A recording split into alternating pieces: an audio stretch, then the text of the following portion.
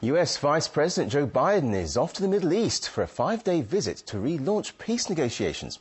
Israel is the first stop where he'll attempt to boost confidence in the Obama administration at a meeting with the country's leaders. Paula Sleer reports. There's a flurry of American diplomacy at the moment in Israel.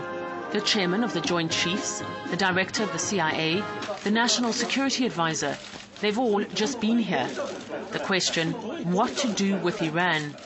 For the answer, US Vice President Joe Biden is jetting into town.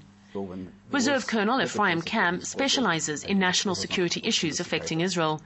He's convinced the Jewish state won't attack Tehran if America says no.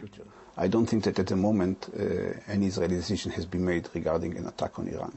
Yet the Americans are taking this option seriously, and they sent here to Israel a series of senior officials from the American administration telling Israel, don't surprise us, this is not the right time to attack. The last time Israel attacked a potential nuclear country was against Iraq's Osirak reactor in 1981.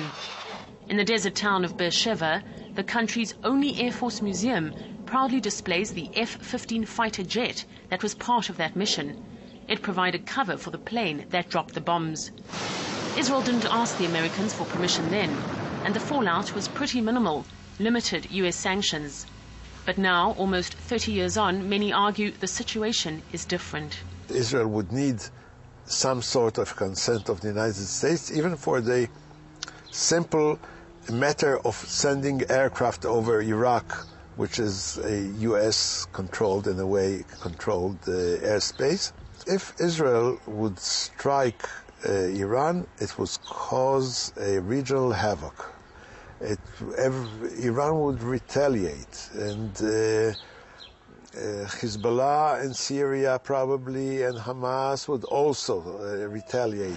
But even if Israel attacked Iran, says Ephraim, without American involvement, he doesn't think the Israelis would succeed, which is pretty sobering news for most in the country who still don't completely trust the Obama administration.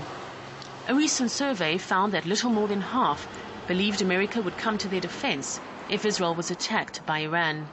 I think also Israelis were a little bit slighted that President Obama made a major policy address over the summer in Cairo, in a university in Cairo, reaching out to the Arab world, actually mentioning and speaking a few words of Arabic and trying to repair the relationship between the United States and the Arab world and people who live in those countries. But yet he made no gesture, no similar gesture, not even close to the Israeli people. He never came to Israel, although he was very close by. He never spoke directly to the Israeli people. Which is why Biden's trip is a clever policy move. The vice president has long been considered a friend of Israel, and many Israeli leaders have a personal relationship with him, especially Prime Minister Benjamin Netanyahu. But still, the country's not taking any chances and has begun distributing new gas masks to its 7 million citizens. Thousands of gas masks are being handed out from post offices throughout the country.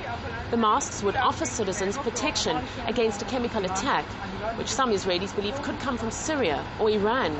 But the Israeli military says it's all routine and denies that it's in response to a specific threat. In case of home front emergencies, we know what our reaction should be and how to protect the Israeli population. Earlier, we received gas masks from other countries, but now, if there is an emergency, we know how to give a fitting reply. No Israeli prime minister wants to go down in history as the one who decided to attack Iran. While for Obama, if Tehran were to go nuclear on his watch, it would be a colossal failure of his administration. So time is running out. But for now, the Israelis will talk and listen and prepare just in case. Paula Sleer, RT, Tel Aviv.